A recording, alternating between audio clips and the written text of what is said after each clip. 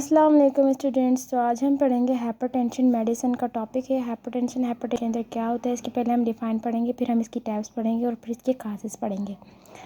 Hypertension is another name of high blood pressure. It can lead to severe complication and increase risk of heart disease, stroke and death. इसमें कह रहा है जो hypertension होती है उसका जो एक और नाम होता है वो हाई ब्लड प्रेशर होता है। ठीक है, वो क्या करते हैं, बहुत सारी कॉम्प्लिकेशंस काज करती है, जैसे कि increase risk of heart disease का इससे रिस्क ज़्यादा हो जाता है, स्ट्रोक हो सकता है और डेथ भी हो सकती है इवन इससे। ठीक है, अब हम बात करेंगे कि हाइपरटेंशन के अंदर होता क्या है। ये हमारी नॉर्मल वेसल होती है, ये इसकी विड्थ इतनी होती है नॉर्मल वेसल्स की। ठीक है, नॉर्मल वेसल, तो फिर यहाँ से ये वेसल्स होती है, यहाँ से ब्लड फ्लो करता है, ब्लड फ्लो यहाँ से करता है। तो प्री हाइपरटेंशन के अंदर क्या होता है, ये वेसल्स होती है, देखें इसका ये डायमीटर होता है, ये इतना नैरो हो जाता है, ये ज़्यादा नैरो नहीं हुआ। लेकिन जब हाइपरटेंशन होती है तो मतलब ये जो इसका वेट, इसकी डायमीटर होता है जो वेसल्स का, वो इतना ज़्यादा नैरो हो जाता है, पीछे से ज़्यादा टेंशन पड़ती है और ब्लड को फ्लो करने में प्रॉब्लम होती है। फिर इसकी वजह से टेंशन भी इंक्रीज़ होता है और आप पीछे से ज़्यादा प्रेशर भी लगता है। तो हाइपरटेंशन का ये प्रोसेस होता है कि वेसल्स इस तरह से वर्क करती है। अब हम बात करेंगे टाइप ऑफ हाइपरटेंशन। जो है टाइप ऑफ हाइपरटेंशन की दो टाइप्स होती हैं, प्राइमरी टाइप होती है और दूसरी सेकेंडरी टाइप होती है। प्राइमरी जो हाइपरटेंशन होती है उसको हम एसेंशियल हाइपरटेंशन भी कहते हैं। इसके जो in most case of cause of this type of hypertension unknown, the majority of the people with this type of hypertension feel no different from those who have normal blood pressure। इसमें ये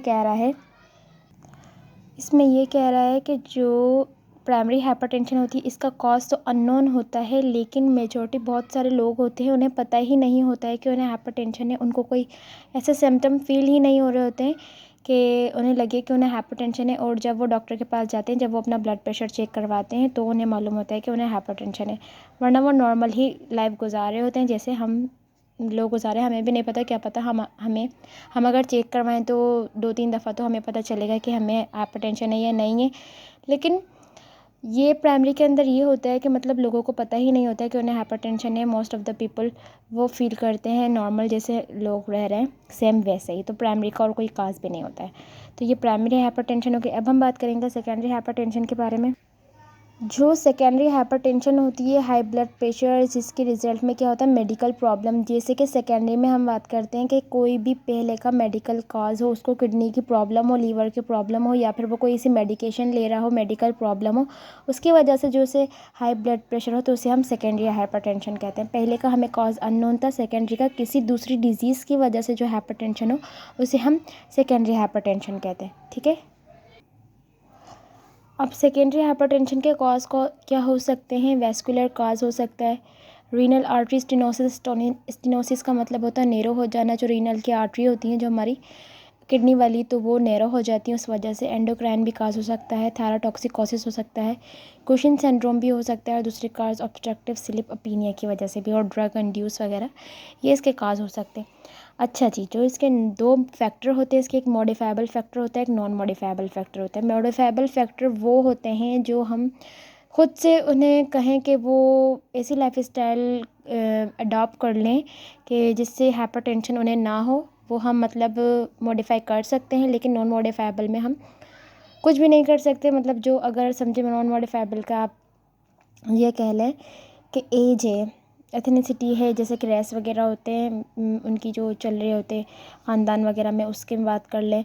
और as में, as ना हम छोटी कर सकते हैं ना बड़ी करते हैं, बस उसकी जो एज है वो तो है। जेंडर भी हम कुछ नहीं कर सकते। जेनेटिक्स, अगर उसकी जेनेटिक्स में है तो भी हम कुछ नहीं कर सकते। लेकिन मॉडिफाइबल फैक्टर वो होते हैं, अगर वो सॉल्ट की कंजप्शन ज़्यादा कर रहा है तो हम इसे कहेंगे कि अपने सॉल्ट की कंडीशन वो कंजप्शन है वो कम करे। और पुअर डाइट एंड ओबेसिटी, अगर वो ओबेस पेशेंट है तो उसे हम कहेंगे कि ऐसी डाइट ना ले, वो इतना मतलब अपना वेट है वो कम करे, एक्सरसाइज वगैरह करे। अगर वो अल्कोहल कंजप्शन करता है तो हम उसे मना करेंगे कि वो भी ना करे। मेंटल हेल्थ स्ट्रेस, मतलब जो स्ट्रेस वगैरह है उसकी वजह से भी हाइपरटेंशन होता है। मॉडिफाइबल फैक्टर हम कंट्रोल कर सकते हैं, लेकिन नॉन मॉडिफाइबल में हम लोग कुछ नहीं कर सकते, तो हम ये चीज़ें उनसे करने से मना करेंगे। अब हम बात करेंगे sign and symptoms. Sign and symptoms के अंदर होगा क्या, डिफ़िकल्टी ऑफ ब्रीथिंग में प्रॉब्लम होगी, सीवियर हेडेक होगा, उससे चेस्ट पेन होगा, विजन में उसकी प्रॉब्लम होगी, फटीग हो जाएगी, pounding your chest neck air, pounding मतलब पल्सिंग, पल्सिंग होगी हमारी चेस्ट के अंदर, नेक के अंदर और एयर के अंदर। अच्छा जी, जो अब हम बात करेंगे इसके ट्रीटमेंट के बारे में। ट्रीटमेंट में क्या होगा, अगर वो साल्ट ज़्यादा खाता है या साल्ट खाता है उसको ज़्यादा हाइपरटेंशन, तो हम कहेंगे कि साल्ट को कम करे। एक्सरसाइज का कहेंगे, मैनेजमेंट उसकी वेट का, अगर वो ओबेस पेशेंट है तो कहेंगे वेट को मैनेजमेंट करो। अल्कोहल को हम कहेंगे कि अल्कोहल ना पियो, मैनेज स्ट्रेस करेंगे। और अगर वो स्मोक करता है तो हम कहेंगे कि प्लीज़ डोंट स्मोक। ठीक है, तो ये हमारे है हाइपरटेंशन। तो अब आ जाते हैं हम लोग, जो हमारा ब्लड प्रेशर होता है वो सिस्टोलिक होता है, डायस्टोलिक होता है। ऊपर वाला होता है उसे हम सिस्टोलिक कहते हैं, अपर और लोअर जो होता है उसे हम डायस्टोलिक कहते हैं, जो मतलब लब डब साउंड आती है उसके बारे में बात कर रहे हैं ये। ठीक है, जो नॉर्मल जो हमारा ब्लड प्रेशर होता है वो कितना होता है, हम वैसे कहते हैं कि 120/80 ऐसे होता है, ऐसे होता है। लेकिन ये होता है normal blood pressure less than 120, less than 80। ठीक है, प्री हाइपरटेंशन मतलब हाइपरटेंशन अभी उसको हुआ नहीं है, हो जाएगा आगे चल के 10-12 साल के अंदर उसे, या 5-6 साल 8 साल के अंदर उसे हो जाएगा, तो उसे प्री हाइपरटेंशन होगा। तो 120/139 मतलब 120/139 नहीं, मतलब जो सिस्टोलिक के अंदर होगा उसका 120 से लेके 139 तक होगा। और जो डायस्टोलिक का इसका होगा वो 80 से लेकर 89 तक होगा। ठीक है, तो यहाँ से ऐसे बता सकते हैं कि हम इसका ब्लड प्रेशर होता है। ये BCQs आते हैं, ये आप लोगों को याद करना पड़ेगा कि प्री हाइपरटेंशन के अंदर कितना मतलब इसका ब्लड प्रेशर होता है, और सिस्टोलिक कितना होता है, डायस्टोलिक कितना होता है। ठीक है, तो हमें ये ब्लड प्रेशर आते हैं। तो हाई ब्लड प्रेशर का स्टेज 1 जो होता है उसके अंदर 140 से लेके 159 तक होगा इसका सिस्टोलिक, और डायस्टोलिक होगा 90 से लेके 99। ठीक है, अब जो सेकंड होता है हाइपरटेंशन का सेकंड जो स्टेज होता है वो 160 से हायर चला जाएगा, और जो डायस्टोलिक होगा वो 100 से हायर हो जाएगा। हाइपरटेंसिव क्राइसिस ये बहुत ज़्यादा इमरजेंसी कंडीशन होती है, इसमें 180 से लेके अबव चला जाएगा, हायर देन 180 होगा, और जो डायस्टोलिक होगा वो हायर देन 110 होगा।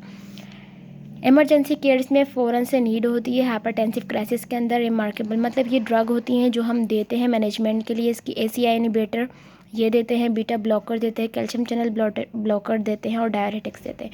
ठीक है, ये याद करने के लिए थोड़ा मैं आप लोगों को बता देती हूँ इसमें किस तरह से इसे याद करना है। सबसे पहले तो हमें नॉर्मल इसकी रेंज याद करनी है कि लेस देन 120 और इसका लेस देन 80। ठीक है, ये पहला हमें याद हो गया, पहले से हम लोग यहाँ ऐसे आ जाएंगे कि मतलब 120 यहाँ आ गया है, तो प्री हाइपरटेंशन के अंदर 120 से लेके 139 तक होगा, 139 तक होगा। लेकिन ये सिस्टोलिक के अंदर फिर हाइपरटेंशन का जो स्टेज 1 आ जाएगा, फिर वो यहाँ से हम 140 ले लेंगे। एक एक नंबर का मतलब फ़र्क होता है इसके अंदर, एक एक नंबर का, तो मैंने इस तरह से याद किया था, तो मैं आपको बता दूँ ताकि मुझे फिर भूलता नहीं है। और ये 89 है तो यहाँ से 90 आ जाता है, यहाँ से 99। और जो ज़्यादातर पूछते हैं BCQs के अंदर वो हाइपरटेंसिव क्राइसिस का आ जाता है। ये BCQs क्योंकि हमारा भी आया था कि हाइपरटेंसिव क्राइसिस का 180 से अबव होगा, और जो डायस्टोलिक होगा वो 110 होगा। तो ये भी थोड़ा इंपॉर्टेंट है, इसको भी थोड़ा देख लीजिएगा। बाकी ये टेबल याद करनी पड़ेगी, इसमें से BCQs लग जाते हैं और BCQs आ जाते हैं। ठीक है, तो आज का हमारा टॉपिक कंप्लीट हुआ है हाइपरटेंशन। होप आप लोगों को समझ आया होगा। मिलते हैं नेक्स्ट वीडियो में। Thank you so much.